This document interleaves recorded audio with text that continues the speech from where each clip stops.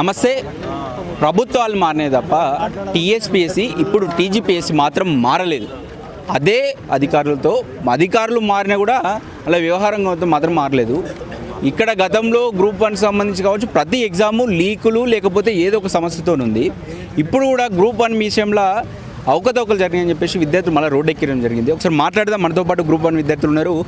చెప్పండి, ఇప్పుడు ఎలాంటి ఆరోపణలు చేస్తూ ఉన్నారు? ఇంతవరకు చాలా కొన్ని దానిలో ఒకటే సెంటర్లో సేమ్ మార్కులు రావడము, ఒకటే ఎక్కువ మార్కులు రావడం, ఇది మీరు చెప్తున్నారు, ఎంతవరకు నిజం ఉందంటారు? అన్న, మా దగ్గర డేటాతో మాట్లాడుతున్నాం. ఇప్పుడు దాకా మేము ఏదైతే మాట్లాడినామో అవన్నీ డేటాతో మాట్లాడుతున్నాం.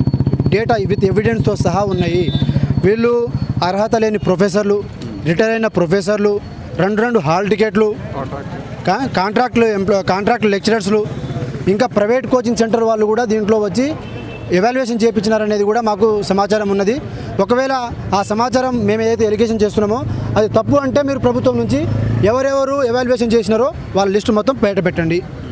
అలాగే ముఖ్యంగా గ్రామీణ ప్రాంతాల్లో ఉన్నటువంటి అభ్యర్థులు కూడా మొత్తం తెలుగు మీడియం అభ్యర్థులు వాళ్ళు ఎన్నో సంవత్సరాల నుంచి కేవలం గ్రూప్ 1 ఆఫీసర్లు కావాలని చెప్పేసి చాలామంది చిన్న ఉద్యోగాలు అయిన వాళ్ళు కూడా గ్రూప్ 1 కోసమే కూర్చొని గ్రూప్ 1 స్థాయి కూర్చోవాలి, రాయాలి, తెలంగాణ పునర్నిర్మాణంలో ఒక భాగస్వామ్యం కావాలి, మా తెలంగాణను మేము కాపాడుకోవాలని చెప్పేసి వాళ్ళు ఒక స్పిరిట్తో చదువుతున్న వాళ్ళకి మరి మీరు చేసిన న్యాయం ఏంది?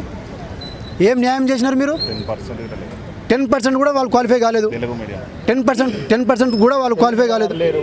10% కూడా వాళ్ళు క్వాలిఫై కాలేదు. మా దాంట్లో సెలక్షన్ లిస్టులో లేరు. 9 మంది ఉర్దూ మీడియం వాళ్ళు రాస్తే 7 మెంబర్స్కి 450+ మార్క్స్ వచ్చినాయి. ఎట్లా వస్తాయి సార్? మరి వాళ్ళకే వచ్చినప్పుడు మరి తెలుగు మీడియం వాళ్ళు ఇన్ని వేల మంది రాసినారు, మరి వాళ్ళ దాంట్లో ఎంతమంది సెలెక్ట్ కావాలి? అసలు మీరు గ్రూప్ 1లో ప్రిలిమ్స్లో ఒక హాల్ టికెట్, మెయిన్స్లో ఇంకో హాల్ టికెట్ ఏ కారణంగా తీసుకొచ్చినారు? దానివల్ల ఎవరికి న్యాయం చేద్దామనుకుంటున్నారు, ఎవరికి అన్యాయం చేద్దామనుకుంటున్నారు? పోనీ ఎవరికి న్యాయం చేద్దామని చెప్పేసి ఆ యొక్క 2 హాల్ టికెట్స్ తీసుకొచ్చినారు, మాకు వివరించాలిగా, వివరణ అయితే ఇవ్వాలిగా. అమ్ముకుర్రంటారా ఉద్యోగాలు ఇప్పుడు? సార్, మేము వర్గానికి సంబంధించిన వాళ్ళకే ఉద్యోగాలు వెళ్ళినాయి అన్నది మెయిన్ టార్గెట్ అండి. మీరు ఎస్టీలో 60 పోస్టులు వచ్చినాయి. వాళ్ళ రిజర్వేషన్ ప్రకారము వాళ్ళ పోస్టులు ఇచ్చినారు. ఓపెన్ కేటగిరీలో వాళ్ళ అభ్యర్థులు ఎవరు లేరా? ఇంకొకటి, తెలుగు మీడియానికి అన్యాయం చేసినప్పుడు మీరు తెలుగు అకాడమీ అనేది తీసేసేయండి. ఈ 8% పీపుల్ గిట్ట తెలుగు మీడియం వాళ్ళకు ఉద్యోగాలు ఇవ్వలేదు. తెలుగు మీడియం వాళ్ళ దగ్గర ఉన్న కంటెంట్ ఇంగ్లీష్ మీడియం వాళ్ళ దగ్గర ఎవరికి లేదు. ఇంకోటి అసలు విషయం ఏంటంటే మనం చెప్పాల్సింది, అసలు పేపర్ దిద్దినోనికి సబ్జెక్ట్ లేనట్టుంది ఇక్కడ మెయిన్ మ్యాటర్ మాట్లాడుకుంటే మనం. ఇంకోటి, గ్రామీణ ప్రాంతాల నుంచి వచ్చిన విద్యార్థులు, పేద విద్యార్థులు ఉంటారు. ఇంకోటి, వాళ్ళకి జరిగింది అన్యాయం ఏంటంటే వాళ్ళకి ఇంగ్లీష్ ఇంకా ఆ టైంలో వాళ్ళు వచ్చిన టైంలో లేదు వాళ్ళకి ఇంగ్లీష్, కాబట్టి వాళ్ళు ఎట్టి పరిస్థితుల్లో తెలుగులోనే ఎగ్జామ్ రాయాలని, వాళ్ళకు తెలుగు అయితేనే సరళంగా రాయగలుగుతామని, వాళ్ళు తెలుగు మాతృభాష కాబట్టి, మన తెలంగాణలో తెలుగు మాతృభాష కాబట్టి వాళ్ళు తెలుగును చూజ్ చేసుకొని తెలుగులో రాయాలనుకున్నారు. కానీ తీవ్రమైన అన్యాయం అంటే ఇది మామూలు తీవ్రమైన అన్యాయం కాదు. ఇంకోటి, ప్రభుత్వం గిట ఒక వర్గానికే కొమ్ము కాసిందని 100% కనిపిస్తుంది. ఇంతకుముందున్న ప్రభుత్వాన్ని విద్యార్థులు ఏ విధంగా గవర్నమెంట్ని దించారు, దీనికి గిట ఇదే లాస్ట్ టైం అవుతుందని మా ఆలోచన. మాతో పెట్టుకున్న విద్యార్థులతోటి పెట్టుకున్నప్పుడు గవర్నమెంట్ ఉంచదలుచుకోలేదు. ఎందుకంటే నిరుద్యోగుల రక్తంతో ఆడుకుంటున్నది ప్రభుత్వం. ఎందుకు కాబట్టి గ్రూప్ 1 ఎగ్జామ్ అనేది ఖచ్చితంగా రద్దు చేసి మళ్ళీ ఎగ్జామ్ అన్న పెడతావా, రీవాల్యుయేషన్ పెడతారా, ఏ విధంగా పెడతా అన్నది గవర్నమెంట్ ఒకసారి పునరాలోచన చేయాలని కోరుతున్నాము. ఎందుకంటే పేద విద్యార్థులకు చాలా తీవ్రమైన అన్యాయం చేస్తుంది. ఆ కాంగ్రెస్ పార్టీలో ఉన్న నాయకులు కూడా, పేద నాయకులు కూడా ఒకసారి మన విద్యార్థులకు ఏం అన్యాయం జరుగుతుంది, బీసీలకు ఎస్టీలకు ఏం అన్యాయం జరుగుతుందని ఒకసారి ఆలోచిస్తే బాగుంటుంది.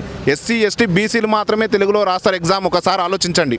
ఎందుకంటే మనం పేదవాళ్ళం, మనకు తెలుగు కొంచెం ఈజీ అవుతుందని. ఇంగ్లీష్ వరకు మనం ఇంకెళ్ళలేము అనుకోండి ఆ టైంలో. ఇప్పుడు వెళ్తుండొచ్చు, కానీ గవర్నమెంట్ ఒకసారి ఆలోచన చేసుకొని మళ్ళీ అధికారం కోసం ఆలోచిస్తే ఈసారి మళ్ళీ ఒకసారి గ్రూప్ 1 కోసం, విద్యార్థుల కోసం అన్ని ఎగ్జామ్స్ కూడా న్యాయం జరిగేలాగా ఎగ్జామ్స్ నిర్వహించాలి. లేదంటే ప్రభుత్వానికి తీవ్రని నష్టం జరుగుతుందని చెప్తున్నాం మేము. అల్టిమేట్గా నేను గ్రూప్ 1 గత 4 ఏళ్ళగా చదివి ఇలా ఘోరమైన మోసానికి బలైనాము. తెలుగు మీడియం అభ్యర్థులము. ఒక ఎస్టీ క్యాండిడేట్గా ఉండి నేను చెప్తా ఉన్నా, ఎట్లా ఇది నాకు అన్యాయం జరిగింది తెలుగు మీడియంలో రాసినందుకు. ఇక్కడ ఓపెన్ పోస్టులు అంటే ఓపెన్ ఫర్ ఆల్ అండి. అది ఏ వర్గానికో, ఏ జాతికో, ఏ సమాజానికో సంబంధించింది కాదు. ఇది అందరూ ఓపెన్గా పోటీ పడే పరీక్ష. ఇక్కడ ఏమైతే ఉంది అంటే ఓపెన్ పోస్టులు ఓన్లీ ఓపెన్ క్యాస్ట్ వాళ్ళకే సంబంధించినట్టుగా 209 పోస్టులలో ఇలా 180 మందిని ఓపెన్ వాళ్ళతో నింపితే మరి ఇవి కింద ఉన్న వర్గాలు ఓపెన్ పోస్టులలో రారా? వాళ్ళు చదువుతలేరా? వాళ్ళు లేరా? సమాజంలో 90% పాపులేషన్ మాదే ఎస్సీ ఎస్టీ బీసీలదే ఉన్నప్పటికీ దింపితే అంటే వాళ్ళు ఎగ్జామ్ రాసిర్రు, కష్టపడ్డారు, తెచ్చుకుర్రు. మీరు ఎట్లా వాళ్ళపైన ఫ్యాక్ట్స్ చెప్తాను. ఓపెన్లో క్వాలిఫై అయిన ఓపెన్ క్యాస్ట్ వాళ్ళు 3,000 చిల్లర ఉన్నారండి అప్రాక్సిమేట్లీ, సబ్జెక్ట్ టు కరెక్షన్. అదే ఎస్టీ బీసీలు, ఎస్సీలు దాదాపుగా 2,500 మంది వరకు రాసిండు, ఎస్టీలు 2,000 మంది వరకు రాసిండు. మరి మా పర్సంటేజ్ ప్రకారంగా మేము ఓపెన్లో రావాలి కదా, అంటే మాకు చదువు వస్తలేదనా? ఇక్కడ ఏం జరుగుతూ ఉందంటే తెలుగు మీడియం అభ్యర్థులను కావాలని కొన్ని సెంటర్లో నెట్టేసిండ్రు. దానివల్ల ఏమైంది, దాదాపుగా కొన్ని సెంటర్లలో నుంచి ఒక్క అభ్యర్థి కూడా సెలెక్ట్ అవ్వలేదు. ఒక్క అభ్యర్థి అంటే ఒక్క అభ్యర్థి లేడండి. నా సెంటర్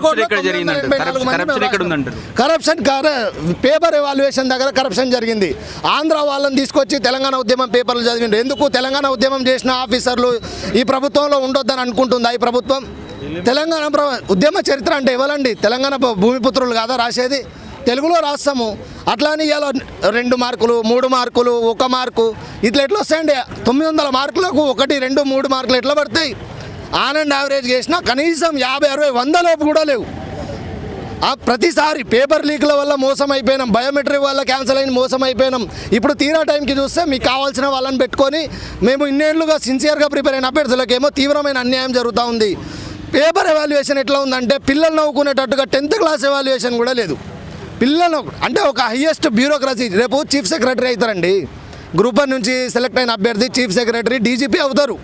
ఎట్లాంటి క్యాండిడేట్లను తీసుకుంటున్నారు మీరు? ఇవాళ 3 నెలల్లో సిలబస్ చూసుకొని 3 నెలల్లో బుక్స్ తీసుకొని 3 నెలల్లో సిలబస్నే చదివి మరి మీరు అడగకండి, విశ్లేషణతో విశ్లేషించండి, విమర్శనాత్మకంగా రాయండి, ఇట్లాంటివి అడగకండి క్వశ్చన్స్లో.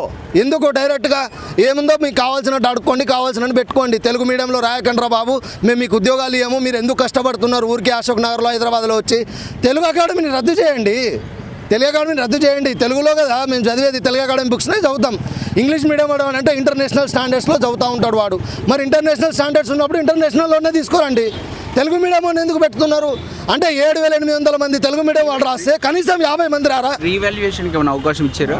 ఎందుకు లేదు రీవాల్యుయేషన్? ఎన్ని రాష్ట్రాల్లో జరగలేదు రీవాల్యుయేషన్? ఇది సాధ్యం కాని పనా?